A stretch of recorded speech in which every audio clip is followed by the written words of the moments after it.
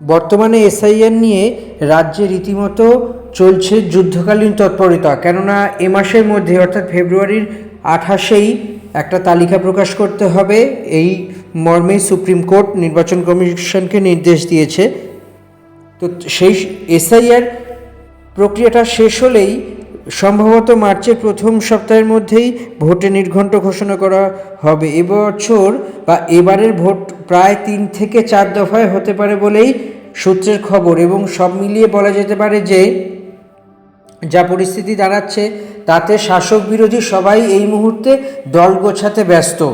শাসক দল অর্থাৎ তৃণমূল কংগ্রেস তার শীর্ষ নেতৃত্ব অর্থাৎ অভিষেক বন্দ্যোপাধ্যায়কে নিয়ে রীতিমতোভাবে মমতা বন্দ্যোপাধ্যায় বৈঠক করছেন, এবং বৈঠকে পরবর্তী কী পদক্ষেপ হবে সেই পদক্ষেপ ঠিক করছেন, এবং বৈঠকে থাকছেন আইপ্যাকের কর্ণধার বা এই মুহূর্তে মমতা বন্দ্যোপাধ্যায় নির্বাচনী যে উপদেষ্টা সেই প্রতীক জৈনও থাকছেন, এবং বিভিন্ন মুহূর্তের বিভিন্ন জায়গার প্রার্থীদের বা যে সমস্ত নেতারা আছেন তাদের স্থানীয় অবস্থায় কীরকম কী ফিডব্যাক সেই সমস্ত দিয়েই সবাই প্রার্থী তালিকা চূড়ান্ত করার পথে এগিয়ে চলেছেন। যে সব মিলিয়ে বলা যেতে পারে প্রতীক জৈন এবং তৃণমূল কংগ্রেস মিলে এই মুহূর্তে ঝাড়াই বাছাই প্রক্রিয়ার মধ্যে আছেন।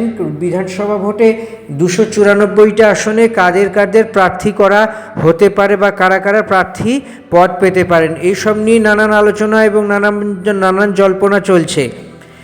বলতে পারা যায় যে এই মুহূর্তে কয়েকটি যে হাই ভোল্টেজ কেন্দ্র আছে, হাই ভোল্টেজ কেন্দ্রের মধ্যে ভবানীপুর কেন্দ্রটি অত্যন্ত গুরুত্বপূর্ণ এবং অত্যন্ত হাই ভোল্টেজ বলেই মোটামুটিভাবে সবাই জানেন, কেননা এই কেন্দ্রটি মুখ্যমন্ত্রী মমতা বন্দ্যোপাধ্যায় তথা তৃণমূল নেত্রী মমতা বন্দ্যোপাধ্যায়ের কেন্দ্র। এই কেন্দ্রকেই পাখির চোখ করেছে এবার বিজেপি একের পর এক ফর্মুলা প্রয়োগ করছে। কেন্দ্রীয় বিজেপি অর্থাৎ সেখানে বিজেপি সর্বভারতীয় সভাপতি নীতিন নবীন, অমিত শাহ, নরেন্দ্র মোদী এই সমস্ত শীর্ষ নেতৃত্ব আলাপ আলোচনা করছেন কি করে ভবানীপুর কেন্দ্রে মাস্টার স্ট্রোক দেওয়া যায়, এবং এই নিয়েই দেখতে পাওয়া যাচ্ছে যে জল্পনা এবং কল্পনার বিভিন্ন রকম ভাবে উঠে আসছে মমতা বন্দ্যোপাধ্যায়কে কাউন্টার করার অস্ত্র। এবার মমতা বন্দ্যোপাধ্যায়কে যদি কাউন্টার করতে হয় তাহলে কি কি বিষয় খেয়াল রাখতে হবে, কি যে বিষয়গুলি খেয়াল রাখতে হবে সেই বিষয়গুলি অত্যন্ত বড়সড় আকার ধারণ করতে পারে। সেই কি না, মমতা বন্দ্যোপাধ্যায়ের এগেনস্টে বিজেপির যা অন্দরে কথাবার্তা শোনা যাচ্ছে তাতে মনে করা হচ্ছে যে প্রাক্তন হাইকোর্টের বিচারপতি এবং বর্তমানে তমলুকের বিজেপির সাংসদ অভিজিৎ গাঙ্গুলির কথা ভাবা হচ্ছে।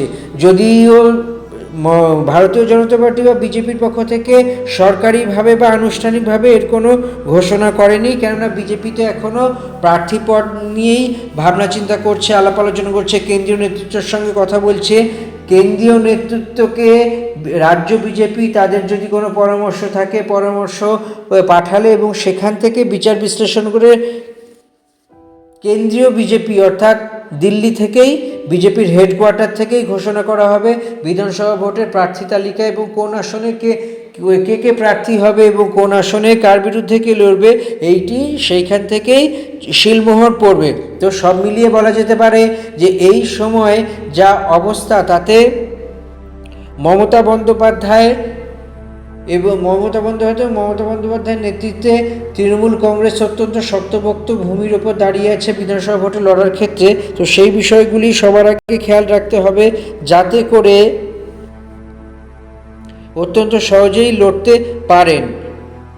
তো বিজেপি মমতার বিরুদ্ধে লড়ার জন্য এক এক রকমের রণকৌশল তৈরি করছে। যদি সত্যি এটি তৈরি হয়ে থাকে তাহলে যদি এই রণকৌশল সত্যি গ্রহণ করে থাকে তাহলে বলা যেতে পারে যে আদতে এটি মাস্টার স্ট্রোক, কিন্তু পুরো বিষয়টাই নির্ভর করবে কেন্দ্রীয় কমিটির অনুমোদনের উপর। অভিজিৎ গঙ্গোপাধ্যায় মানে প্রাক্তন হাইকোর্টের বিচারপতি তিনি কতখানি লড়তে আগ্রহী হবেন এবং তাকে এই আসনে প্রতিদ্বন্দ্বিতা করানোর জন্য রাজ্য বিজেপির সভাপতি শ্রমিক লাহিড়ী বা বিরোধী দলনেতা শুভেন্দু অধিকারী এবং বিজেপির যে শীর্ষস্থানীয় নেতারা আছেন তারা কতটা গুরুত্বপূর্ণ ভূমিকা গ্রহণ করবে সেটাই এখন দেখার বিষয়। তবে ভোটে লড়ার জন্য তৃণমূল কংগ্রেসও পিছিয়ে নেই, একের পর এক স্ট্র্যাটেজি তৈরি করে যাচ্ছেন। মূলত এবারের ভোটের অত্যন্ত বড় অস্ত্র হতে চলেছে যুবসাথী। এই যুবসাথী প্রকল্পের মাধ্যমেই যুবক যুবতীরা প্রতি মাসে 1,500 টাকা করে অনুদান পাবেন, বা যেটাকে বেকার ভাতা বলে, বেকার ভাতা পাবেন। তো নির্বাচনে যাওয়ার আগে লক্ষ্মীর ভাণ্ডার সহ রাজ্য সরকারের বেশ কিছু সমাজ সুরক্ষামূলক প্রকল্প আছে, সেই প্রকল্পগুলো অন্ততভাবে কাজে লাগাবার চেষ্টা করবে এবং এবারের যুবসাথী বড়সড় হাতিয়ার হতে চলেছে। কিন্তু মমতা বন্দ্যোপাধ্যায়ের বিরুদ্ধে আগে বিজেপি রুদ্রনীল ঘোষ এবং প্রিয়াঙ্কা টেবরওয়ালকেও মমতার বিরুদ্ধে দাঁড় করিয়েছিলেন, কিন্তু তাতে কোনো লাভ হয়নি। এবার দেখা যাক অভিজিৎ গঙ্গোপাধ্যায়কে মমতার বিরুদ্ধে যদি বিজেপি দাঁড় করায় তাহলে কতটা লাভ হতে পারে, সেই কথা বলবে সময়ই। আপাতত এই ভিডিওটি এখানেই শেষ করব।